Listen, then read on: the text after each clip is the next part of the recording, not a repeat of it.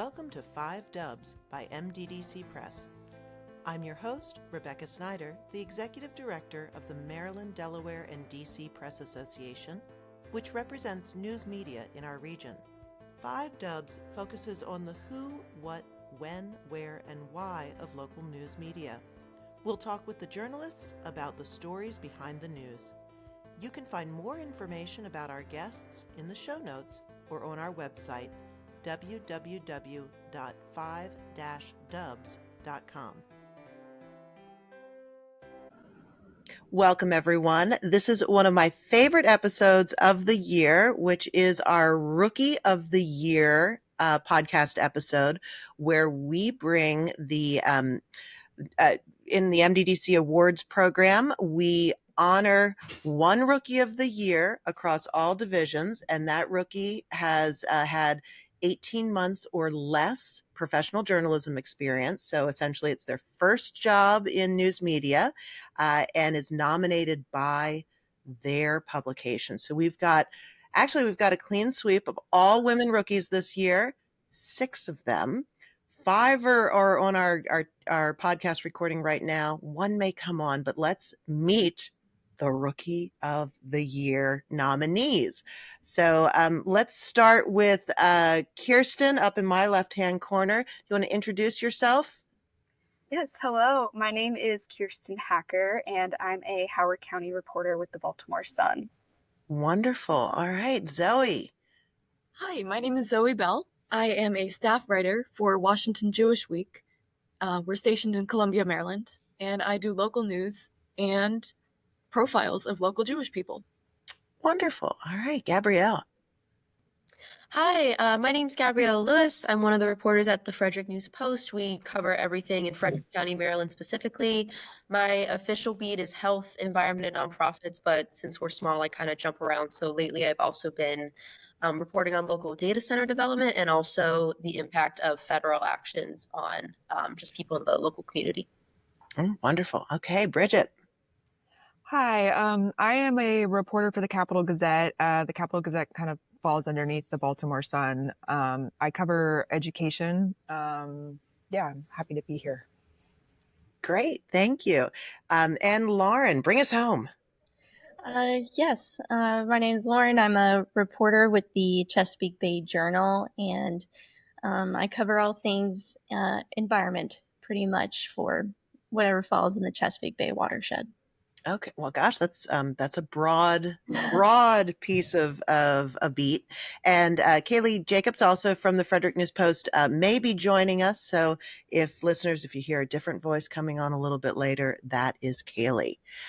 So I wanted to start off just as you all are in the grips of that first professional job. We all come out of, good, and Kaylee's coming in now, Kaylee Jacoby. Before we get to that crucial question, Kaylee, do you want to introduce yourself with who you're with and what you write? Sure, yeah. So it's Chaley, actually. But Chaley, sorry. But yeah, I am the courts and county government reporter at the Frederick News Post. And I started there in July of 2023, so it's been a little less than 2 years now. Wonderful. Great. And we were just getting started and talking about, we all come out of, the undergraduate experience with like bright eyes, bushy tails, lots of excitement. And then we hit the, everyone has their first professional job. And so I'm interested for everyone to share sort of what their expectations, what you thought it would be like going into that role, and then what surprised you, maybe what delighted you, what horrified you, how were those expectations borne out? And I'll start with Lauren, and then maybe we'll go to Bridget and Gabrielle next. Yeah, so let's see here. Going into this job, I knew it was going to be interesting doing environmental work. You end up in farms and boats and lots of new places. So I was very excited about that, and that actually has happened. But in order to cover the Chesapeake Bay watershed, which is 64,000 square miles, we don't have a newsroom, so I have to work remotely, and I cover Richmond to Virginia Beach. And so not having an editor I can walk up to sometimes has been difficult, but it's made me really try and build my beat kind of all on my own, meeting with sources and keeping up with what's going on. So yeah, and in thinking about going into the world of journalism, I was a little nervous. It's usually really fast deadlines, high pressure, um, really on the ground work. And luckily at the Bay Journal, we're on a month to month basis, although the web is pushing for more. And it's just such a great culture. It's not really a grind output culture. But that still means we work hard, I promise. Yeah. Absolutely. Well, and yeah, I mean, the different rhythms of publication and being able to feed the website are all considerations. And we'll get into sort of remote challenges and how you build sources and colleagues and that network, even in remote or hybrid situations. But Bridget, you have a different experience because you're with the Capitol, which is housed under the Baltimore Sun umbrella. So what was it like for you? Yeah, so something actually that definitely stands out to me is like, as Lauren mentioned, you can't, we're remote and we can't like get up and go talk to our editor. Like that feeling of being in a newsroom is sort of an expectation I think we think from school that we have going into the profession, and like not being able to grab a coworker because you see him on the other side of the room is was a bit of an adjustment. The other huge adjustment is that the Capitol is a daily paper, and they have to fill the paper no matter what. So in college, I only really did the student paper, which didn't have a print. Diamondback stopped printing, like I think something like 2017. So if a story wasn't ready, there was a lot more flexibility to be like, well, we can hold this for a day. But here, like, you got to fill the paper, and the expectation is you get a story done pretty much every day, and you get some sort of sizable enterprise story done for the weekend. So like the sheer volume and also the pressure of making sure the papers are filled was quite the adjustment from coming from a student paper. It did surprise me how quickly I got into a rhythm though after a little while. So I'm starting to feel like I'm meeting my deadlines and catching up with things, but it was a huge adjustment. Yeah. It is well, and yeah, when you feel like you have to fill like that's a big news hole that every day you can't have a blank spot in the publication, whereas the website that doesn't particularly matter. Now, Gabrielle, you also work in a print publication, the Frederick News Post. Did you have that same sort of horror of, oh my gosh, I have a deadline every day that I have to fill? I mean, you've got a daily too. Yeah, so a lot of things that Bridget was saying are very relatable. I was also a Diamondback alum, but my college experience, I did a lot of editing. I was like a fact checker and like a managing editor at the Diamondback. And then when I did do reporting, it was more long term. I did like data reporting and investigative reporting, so I wasn't even on like a long deadline.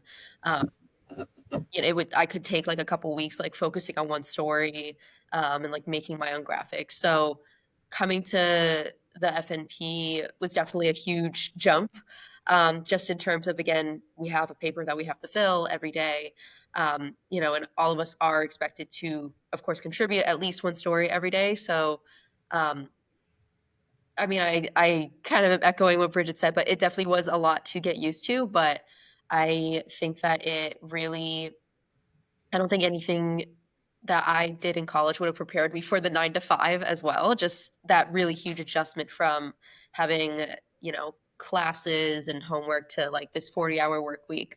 And that's That's a shock to the system. I mean, I totally get that. it's not like a drag, but it's just like I don't think anything can really prepare you for that. But I think it working here has really strengthened my ability to think of stories and to pitch. And I used to be a slower writer, and now I tend to not only write fast but also write too much, which Shaylee knows because I write so much. But I think it is really like made me a much better reporter, and it's also been a pleasure to get really close with my coworkers and also to just know the community and to see familiar faces and to build those relationships. That's something that I really enjoy about the job. Yeah. Well, and Zoe, building those relationships, you're writing about people in, the weekly Washington Jewish Week is a weekly surprise, a weekly publication. You're doing a lot of profiles. How is it sort of embedding into that community and getting to know, like, sort of getting people to open up enough to like spit out a profile on a weekly basis? That's feels like a big task to me. Yeah, actually, that's one of my smaller tasks, but Oh. I do have two weekly profiles. So one is a person younger than 40, and then one is a person older than 40. And I find that people really want to tell their stories. There are some who are more humble, I would say, and they don't want to talk about their achievements. Or I find out afterwards, or in my research before, that they are the author of 5 books or something really impressive. And some of them are less willing to just volunteer that information. But for the most part, everyone loves to talk about themselves. So I start with pretty easy questions. I have one that I always go with, and I always ask about someone's like childhood and upbringing, specifically about their Jewish background. And people love reminiscing about their summer camp days. So I just make it fun. I love that. And did you have any what college did you graduate from, and did you feel like your education kind of prepared you for what you met when you were starting work? I would say yes and no. I went to American University in Washington, D.C., and I was involved with the Eagle there. And I was very, very surprised, like everyone else has said before me. I was surprised at just the sheer volume of stories that I had to write. So I was used to, in college, writing maybe like 10 to 14 stories a semester. Now I'm doing that in a week. And it's a lot for me to adjust to, but also I love staying busy. That's just who I am. Hmm. So it's Yeah. fun. Well, and Kirsten, actually, you have, I think, a really interesting window in this because you were one of our MDDC interns last year. So you were embedded at the Baltimore Sun, and our big focus in that internship program is that you're treated like a real live working journalist, working 40 hours a week for 8 weeks, like plunged into the fray. So, like truth in advertising, did that experience kind of like, were you really were you then set up to, when you became a reporter again at the Howard County Times, part of the Sun, did that was there any big shift, or did you know what you were getting into? I think the internship prepared me really well to know what I was getting into with Howard County and expanding that beat there. The internship this summer was very intense. I learned a lot during those weeks, but I am incredibly grateful for that experience. I was covering breaking news with the emerging desk at the Baltimore Sun. So it really taught me how to think quickly on my feet, how to contact various different people. I didn't just have one beat, I was learning something new every single day, learning how to pivot, like, okay, today I'm covering this crime story. And then I wake up the next day and I have a new assignment covering something to do with the environment, or I have to go to the courthouse and grab some documents. So I really learned how to be resourceful and connect with different government agencies and communications professionals, and just working through so many different stories with breaking news really prepared me for covering the Howard County beat, where there is a lot of breaking news that comes up, but now I get to learn how to build my sources and grow my beat development. So it's overall my internship experience with MDDC has made me a lot more resourceful, which has helped me a lot covering Howard County. I love that. Thank you. And Jaylee, you had talked about, I saw your head nodding a lot as other people were speaking. So it feels like, their experience is kind of reflected in your own perspective. But was there anything that you felt was radically different than what you expected when you came into the newsroom? Kind of, yeah. So the one thing that I was kind of surprised nobody else mentioned yet is that and I think a lot of us had some or most of our college experience during the pandemic. Oh, right. And for me, that was I felt like I was really prepared in a lot of ways. I felt like I was prepared to, navigate finding court documents in online systems. I thought I was really prepared for the actual like writing and reporting aspect, but um, the things that you can really only get by being there in person, county government meetings, um, hearings in a courtroom. These were things that I did not get to experience in college, not through any fault of Merrill College, just because of the times. So I think that, like, for me, the biggest adjustment was actually just being able to like cold approach people. I had not really done that much in college. A lot of our reporting in college consisted of like reaching out to people via email or through the phone and, setting up interviews that way, not actually just walking up to a person. So that was something that was a big adjustment for me, I think. Um, Also, shooting my own photos. We do have two staff photographers at the Frederick News Post. We're very lucky to have them.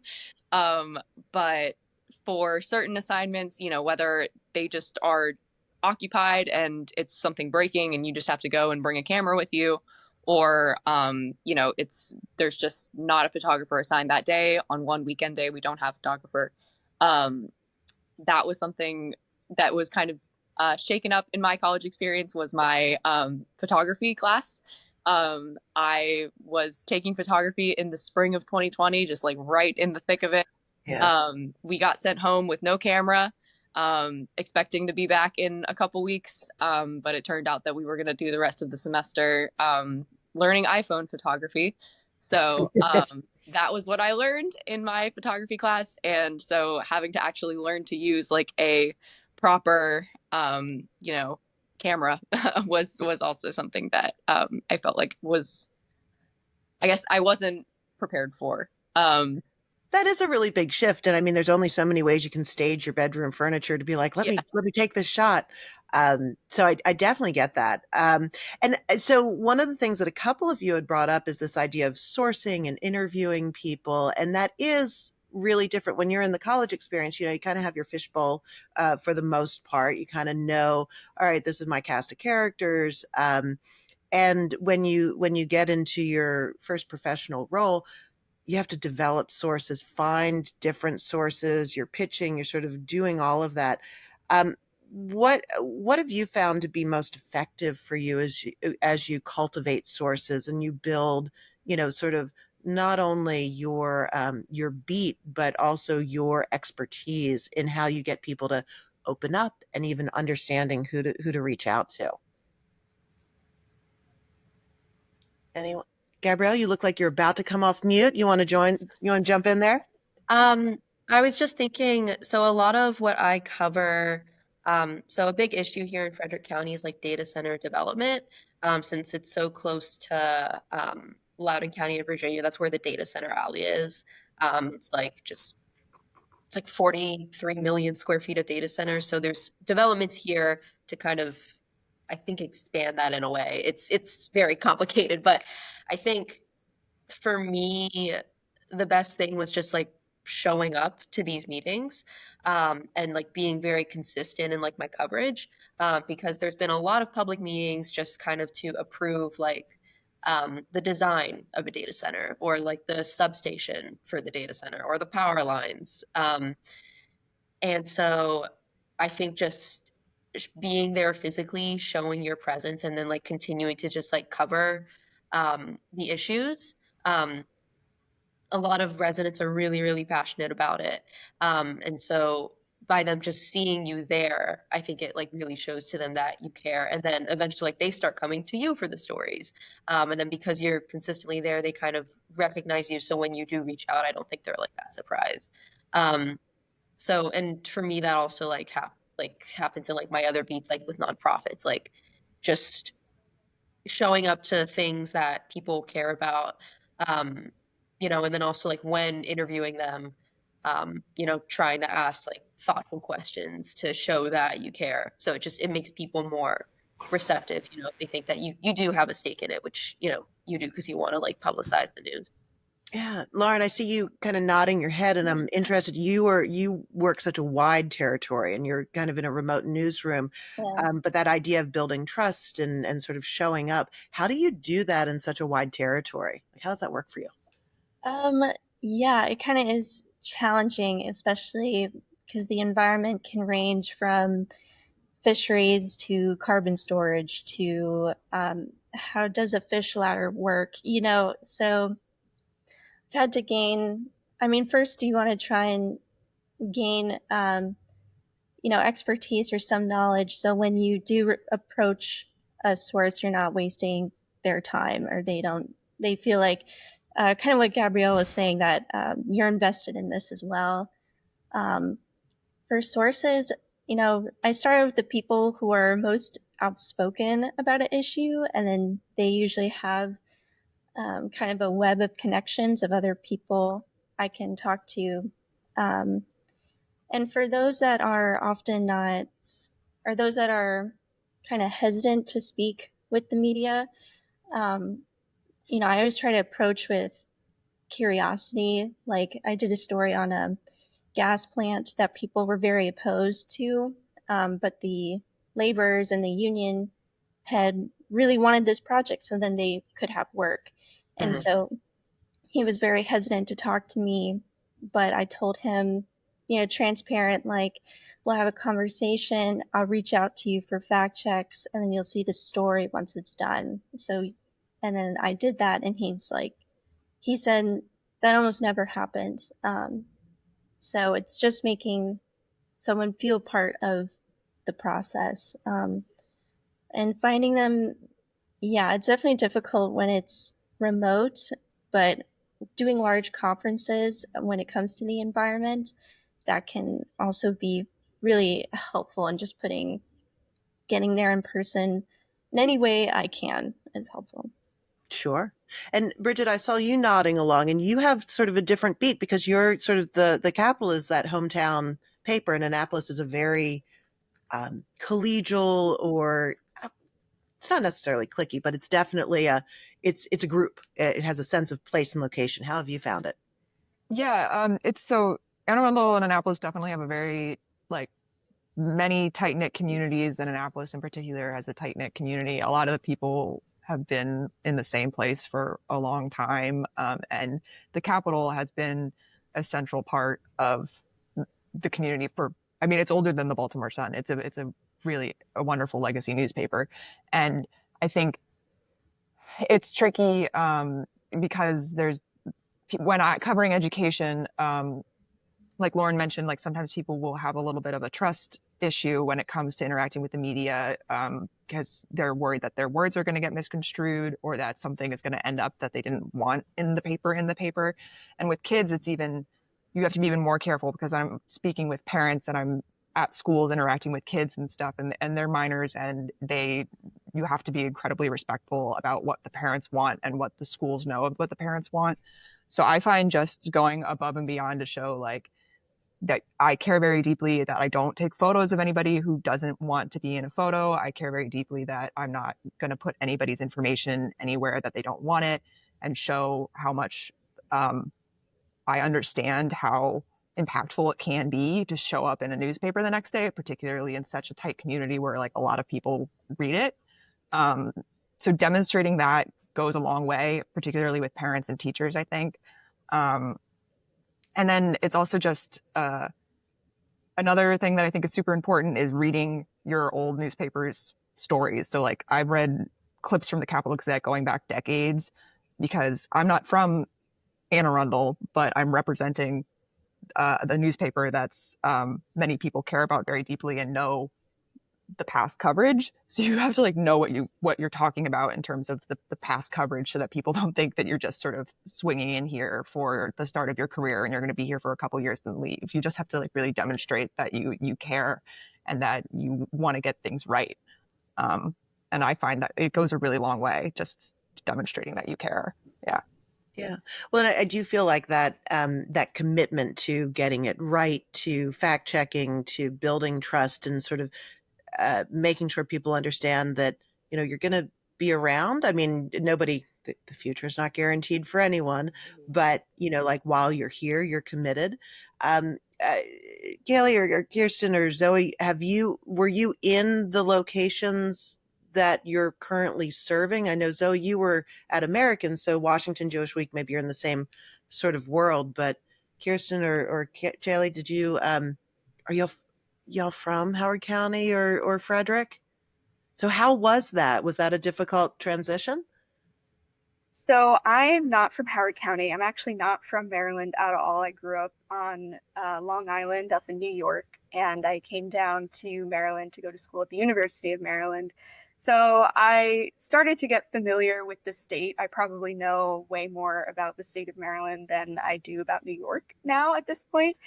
Um, but I didn't really know too much about Howard County other than the few friends I had from college who lived there. So coming into it has been really great, just as Bridget mentioned, looking at past coverage to get informed about issues, but at the same time being transparent when you're talking to new people, saying like, hey, listen, I'm new to the county. I'm not from here. Can you help me out? Can you go over some of these things with me? Or what do you think is important? What do you think we should be covering more of? Or help me learn about this in a new way. So that's been really great. Just connecting with people, excuse me, to learn more from my own background, but then that helps me gain more story ideas and more trust and connection with those sources as well. Sure, because that's part of developing your beat. You're not going in and knowing whenever you have a new beat, you're starting, hopefully at a baseline level of knowledge, but there's lots you don't know. Now, Zoe, you geographically were in the same area as Washington Jewish Week, but culturally, were you familiar with the Jewish community before you started? I actually was not at all. I don't come from a Jewish background, and so I've had a lot to learn. But on the bright side, I have learned so much about these communities because there's more than one within the Jewish community. And I cover synagogues and faith centers that I've driven past all my life and never thought about what's inside because I'm just not part of that community. And it is so rich with learning, and there's programming every single night, and people like shoulders to cry on. Like, it is such a tight-knit community that I never would have known. I would have probably just kept driving past. And it's such a rich community, and I've gotten to learn about that. That's really exciting because, and that's one of I think one of the real benefits of being a journalist is you get to kind of like dive in and embed in a topic, a story, a beat you really might not have any clue about and learn it enough to teach someone else. And I think that's such a gift. And Shaylee, I didn't want to leave you out. I know you also are not from Frederick. So what are your pro tips on sort of coming up to speed there's a lot of hometown pride in Frederick and it's growing so fast. So what have you experienced? So yeah, I'm not from Frederick. I am from Howard County. Good. You and Kirsten can trade notes then. Yeah. From not too far away, but I think, like you said, there is such a strong, really like in such a huge county, you wouldn't think that, it is like such a tight knit, community, but like really there are, connections between everyone. So I think one of the things that has helped me is just kind of like, I know this sounds like maybe silly, but just kind of like hang out around town. I think like that has been helpful. Just kind of like talking to people, even if you're not, looking to use them for a source in that moment. But just kind of chatting with people when you run into them at meetings, or in line at the coffee shop or, wherever. And then just kind of, if you need to come back to them, then you have had that first interaction with them and, they know a little bit about you. But, if you don't need to, then at least you have met somebody in the community and you're a step closer to, being part of it yourself, I think. Yeah. Well, and it strikes me hearing you say, just a virtue of meeting people in the community, whether there's a potential source or not, you're kind of building those ties. And it makes me think of the Pew Research study that came out, I guess, in the fall, citing that some like abysmally low percentage of the American population have never met a journalist. And so maybe you're unicorns in your world, but I think that there's sort of journalists all around us in many respects that people don't necessarily know, and the news media world has shrunk a bit. But what made you want to become one of those unicorns? Like, what made you want to become a journalist?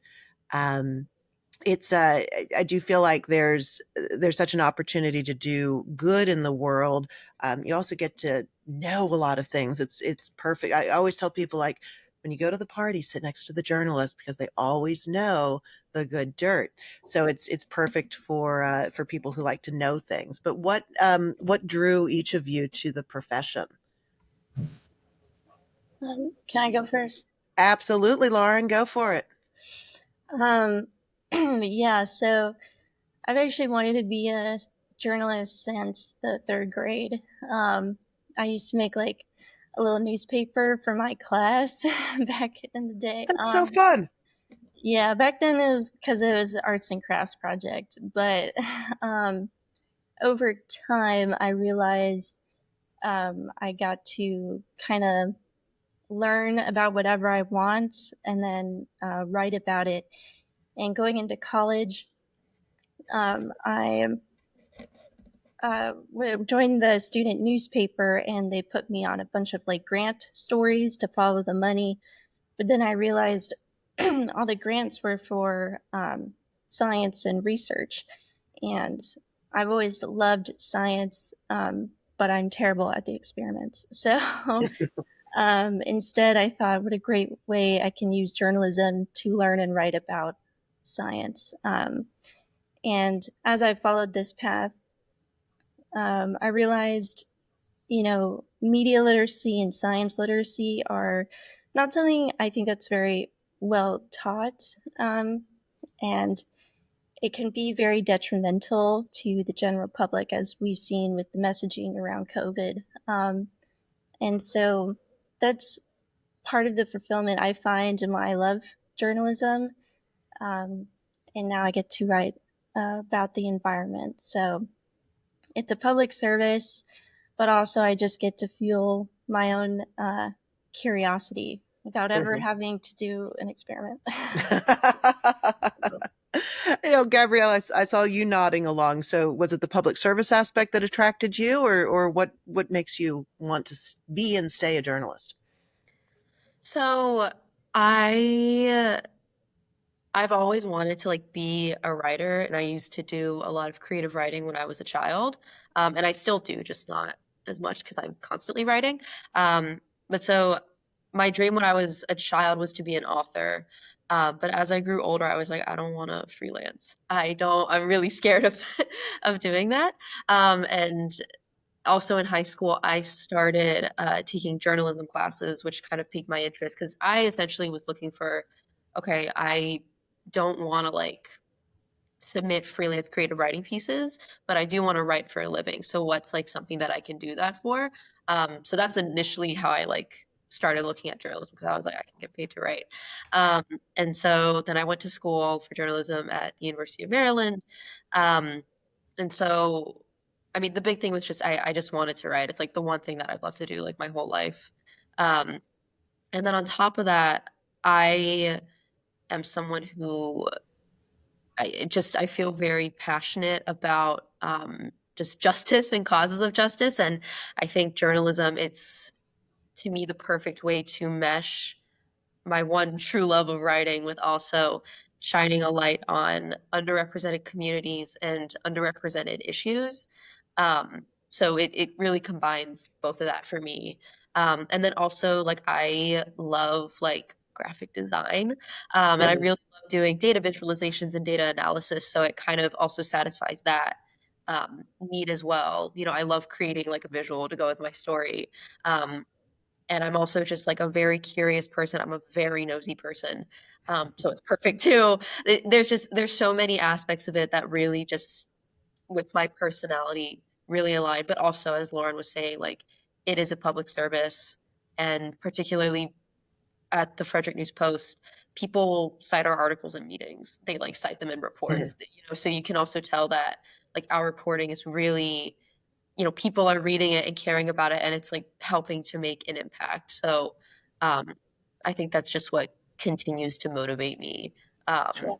Yeah, there's so many reasons, but those are just like a few.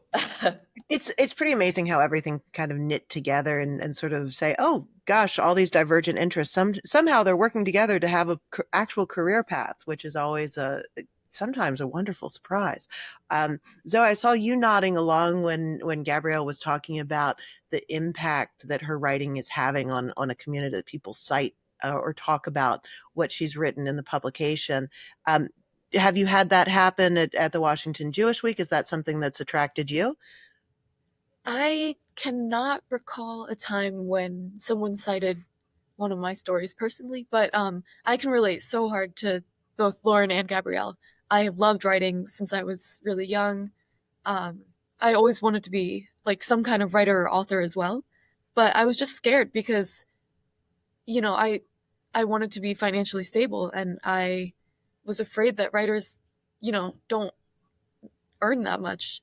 So I tried to push myself towards like math and the more like math and science, but that just wasn't for me.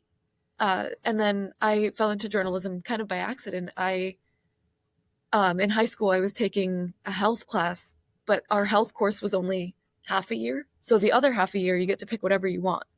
And to fill that space, I was just like, why not newspaper journalism? And I wasn't going to stick with it past that semester, but it was just so fun, and the teacher was so impactful that I signed up for another semester.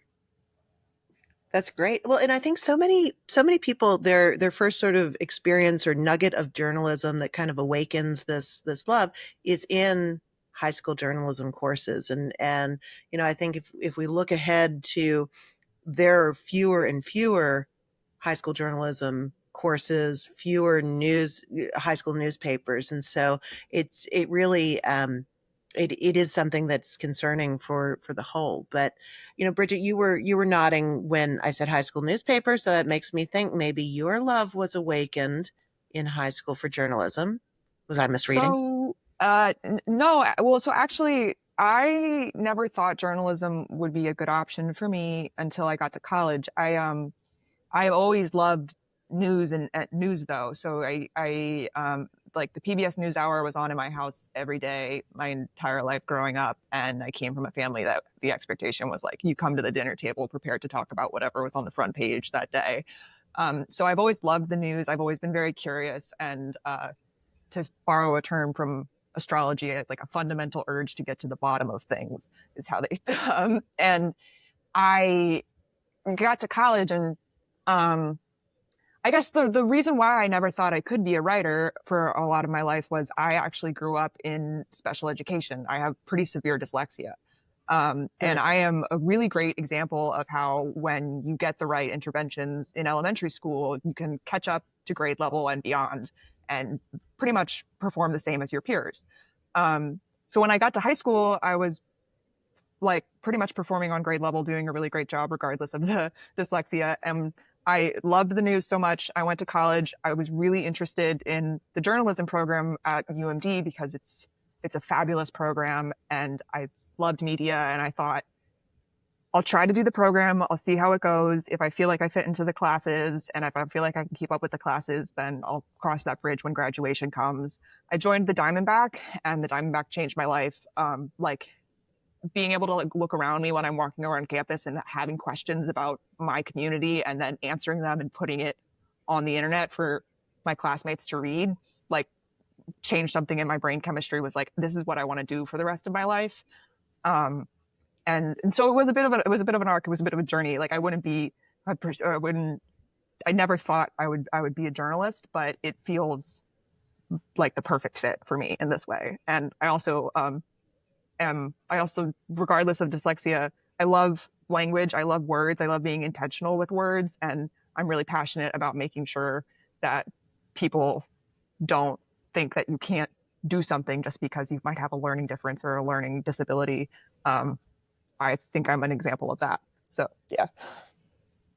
And I love that you've chosen a profession where, you're sort of overcoming that challenge literally every day and crushing it really. So that's wonderful. Um, Kirsten or Kaylee, do you have any origin stories that you'd like to share with us? So mine is like a little bit funky. It was also in high school that I kind of realized that this was what I wanted to do. But it was not through a student newspaper. Um, my story actually goes back to National History Day, which is a competition that's I think run through the University of Maryland, but it obviously is a national competition. Um, but it was something that we were required to do as part of our history class in Howard County. And so I chose to do my project one year on Nellie Bly, famous pioneering woman stunt journalist. Um, and as part of that project, I actually set up an interview with a Baltimore news reporter, and she like took the time graciously to talk to this little high schooler about journalism and what it's like, and took me on a tour of the newsroom, and that was like a moment where I was like, oh, like I could see myself doing this. um but yeah, like on top of that, I just think like the sense of being part of something bigger than yourself. Like it was really important for me to not have a job where I just kind of like clock in, do what I need to do, and leave, and like nobody really notices me. Mhm. I think like I have always wanted to be like part of a whole, part of something that it like I said is bigger than myself. Like I sang in the choir in school. I played in a band in school. And so I just, I feel like I get a lot of that, like, kind of feeling from being in a newsroom and kind of working in concert with, other journalists and sources and, people to kind of create something that I can be proud of. I love that. And there is, in a newsroom, it takes everybody to put a publication together, especially a print publication. You need one person cannot do it on their own, and a website as well. That's everyone has their part to play, and so it really is just that groundswell. Now, before we get to your origin story, Kirsten, I wanted to foreshadow because we're coming up on our time. So I wanted you all to think of maybe the thing that you're most proud of in your 18 months or less of professional experience, or a piece of advice that you would give to someone who's considering journalism. So while you're mulling that, we're going to hear from Kirsten on why she's a journalist. Yeah, so I wish I could say that I've known I wanted to be a journalist since the third grade, or that I knew this was always my path, but unfortunately, I wasn't as sure about it. I grew up with a copy of Newsday, the Long Island newspaper, always on our kitchen table. And I should have known that there were signs because I would come home from school every day and just blab for hours about stories that happened at school, and my mom would be forced to listen to me. And I've always been super curious and nosy, as Gabrielle was saying before. But I originally wanted to go to art school. I was super into the fine arts, photography, anything related to art. That's where I wanted to be, and I thought that was my purpose. And that led me to explore photojournalism as possibly a Hmm. more viable career path. And then from there, I thought, well, why not just journalism as a whole? I've always loved to write. I've always been very passionate about the written word. Looking back on my old school assignments, when they would ask my favorite subject, writing was always right up there. So I figured, much like everyone else has touched on, journalism would be a great way to marry so many of my interests. And what really drew me in was the ability to be this public servant, and as cliche as it always sounds, give a voice to the voiceless. So it really was coming together with my creative side, my interest in photography, my interest in writing, and the passion I had to be able to evoke change in the community and share the importance of information. As we see, that's ever so important these days, being able to share the power of information and bring access to everyone and have their stories heard. So that's what drew me in, and that's what really lights a fire in me to keep going in this field. Well, and I love how you and both Gabrielle sort of are drawing on these really kind of divergent interests and making sure that it ties in with, your sense of justice and your sense of lifting up stories that might have been overlooked. I think in general that's something that's really compelling for many journalists. And so now we'll come to, I hope everyone's been thinking, and as Kirsten's been explaining to us, what has been your biggest success or your favorite piece of advice that you would give to someone who's considering becoming a journalist? Anyone want to jump in there? Bridget, you look like you're going to, oh, I'm sorry. Go ahead, Zoe. Sure. I would say that I am most proud of just the people that I've gotten to talk to. I wouldn't have otherwise without this job. I've gotten to interview Holocaust survivors, 2 of them actually, and they're just so positive despite what has happened to their families. And, one person I spoke to about a couple weeks ago was actually born in a concentration camp and has a whole book written about her.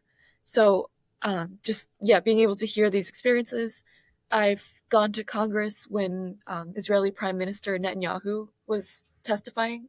And so just being in the same room as so many world leaders was really cool. I love that. And sort of giving that those stories may not have been told, certainly in that same way. And so making sure that people are heard and that their stories are recorded, I think is so compelling. What about, and Bridget, you look like you were about to speak. Yeah. Well, I'll do the advice option. So I think the best piece of advice that I could give anyone that's going into journalism, particularly if it's like a newsroom with other reporters, I think particularly women tend to go into fields and professions that they're starting in and feel a need to be like, I got this, I know what I'm doing, and I don't want to show any weakness because I don't want people to doubt my ability to do this job. I found that the thing that made a huge difference in my ability to do my job was befriending the other reporters who had been there, even just for maybe a year at the Capitol Gazette. I mean, the person who's been at the Capitol Gazette the longest that's a reporter has only been there for 3 years. But even that short amount of time of experience, like being able to have a relationship in a way that you can call them up and be like, I can't believe that this thing just happened and I really need you to tell me what you think I should do, has made a world of difference in my experience. And even for them, when they started, the reporters that were a little bit more senior than them who made a difference in their experience starting out, I also have them as a resource. They're like grand mentors. So I think being vulnerable with your coworkers and like just asking for help when you need it, people are so willing and eager to help new reporters, especially student reporters. Like, I think that's my best piece of advice is don't be afraid to ask for help, particularly from not just editors, but the other reporters in the newsroom. Yeah.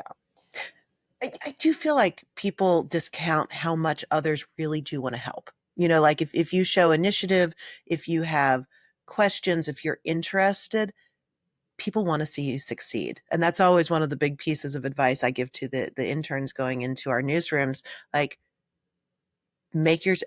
ask, and people usually respond really well. So I'm glad that's been your experience. What other advice or successes do you have that you all want to share? Lauren, you want to jump in? Yes. Yeah. So I will say I did do this one story earlier this year that I was really pretty proud of just because of the amount of grunt work I had to do. Pretty much Caroline County is facing severe water supply issues. They're going to run out of water in 30 years. So it's not a problem now, but it kind of is because some of the wells have been contaminated with radioactive elements. And so, but this has been a problem for the last 20 years. So I had to really do my research, document based, have a whole file system. And it was very complicated because the farmer who was along or on the project site where the new water supply plant was going to be, they took part of his farmland, and so he was upset.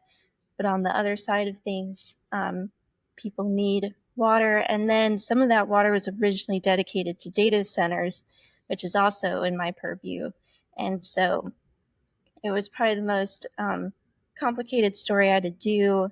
But what's great about the Bay Journal is that we have enough time to really dissect and break down these issues. So then the reader doesn't have to do any of that grunt work or get sparses and updates here and there, but we can give a comprehensive overview that's document based. And then another story I was really happy with, there's a fusion plant being proposed here in Richmond or Chesterfield, and that's a very new science. And I got to actually finally use my minor in physics to talk about it, which is what I truly love and want to do. And so just dissecting that science aspect and its implications came very easy to me.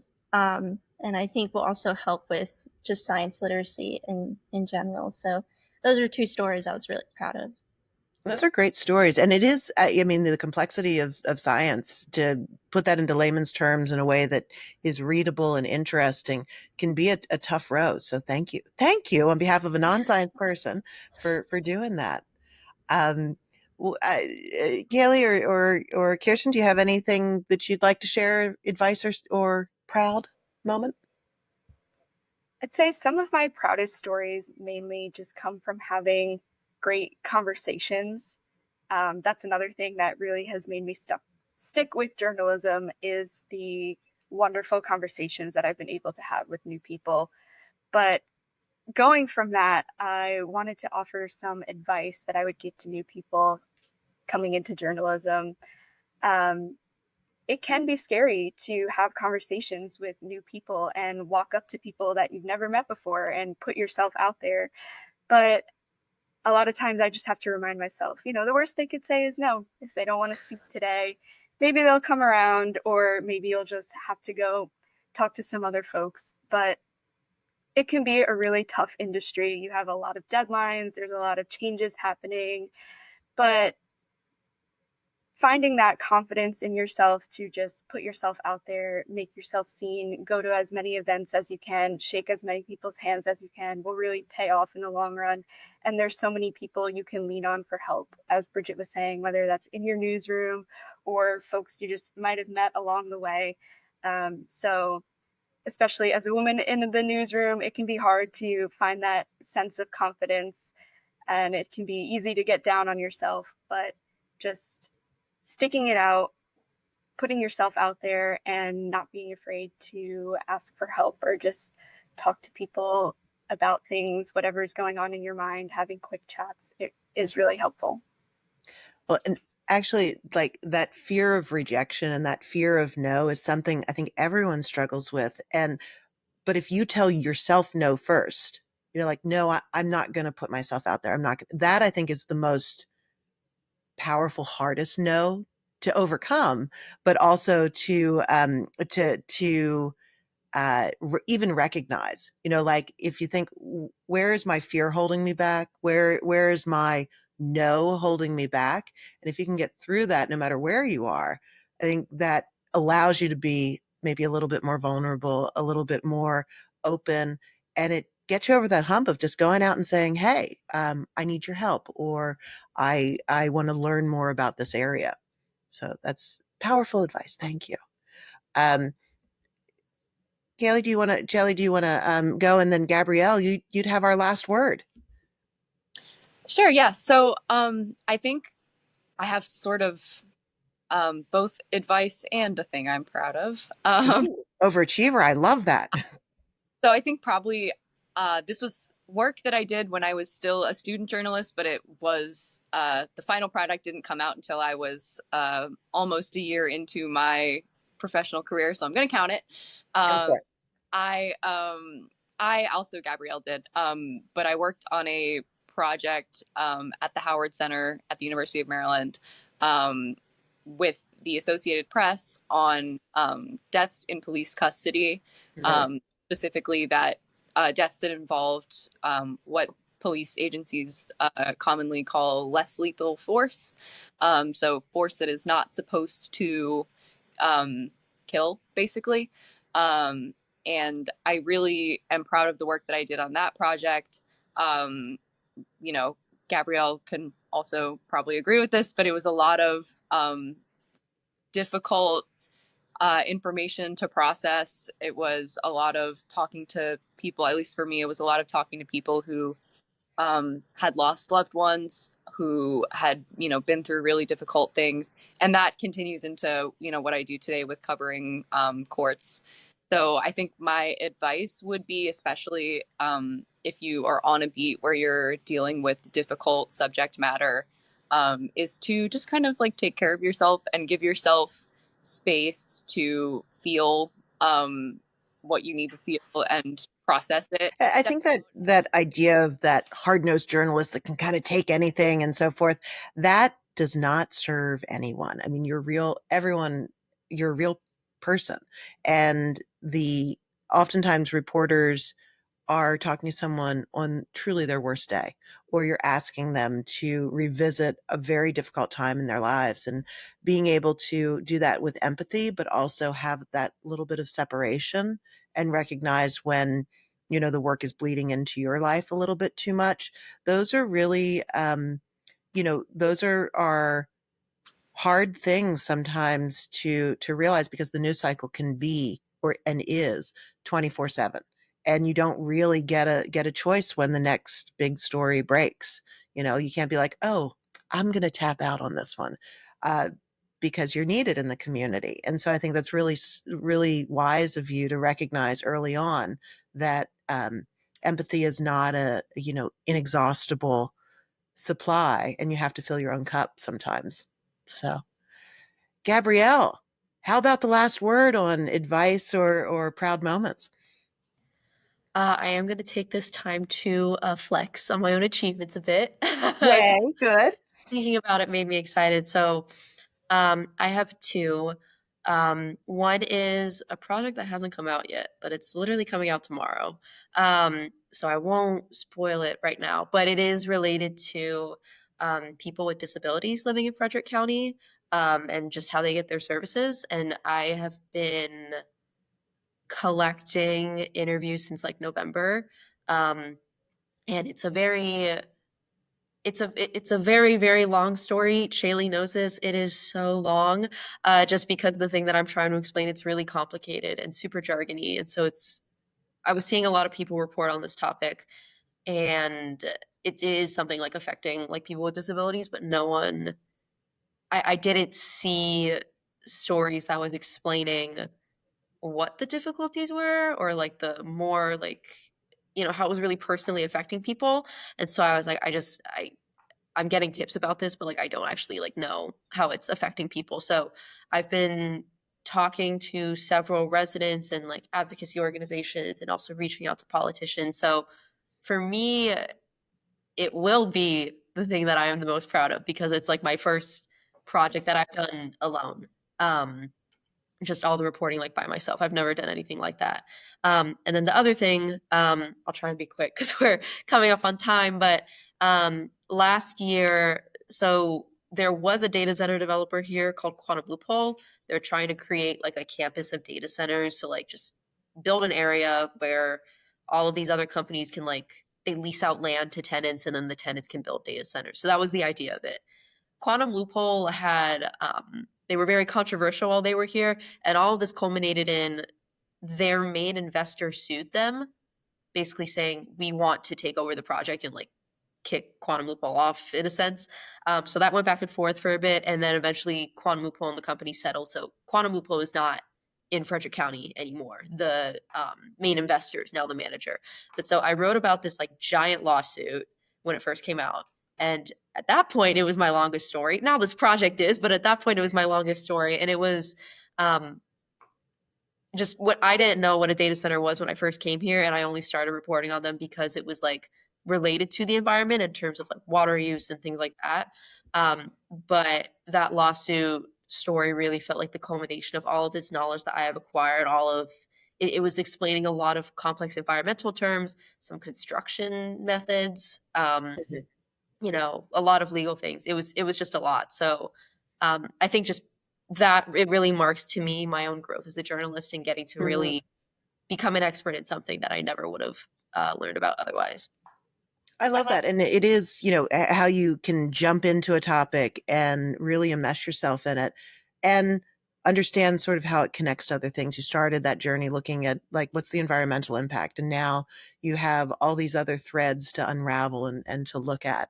And so I want to thank all of you for doing the work that you're doing. I think it's always nice to be recognized by one's own publication to say, yes, this person is worthy of Rookie of the Year. I look forward to reading and hearing about the stories that you uncover in the future. So thanks for spending time with me today. Thanks for listening to 5 Dubs with Rebecca Snyder. Please subscribe and leave us a 5-star review wherever you download your podcasts so that others can find us. What do you want to know about local journalism? Email me at rsnyder, SNYDER, at mddcpress.com. Interested in supporting our podcast and journalism? Please donate to our 501c3 Press Foundation. Find out more and see the full episode list and show notes at www.5-dubs.com.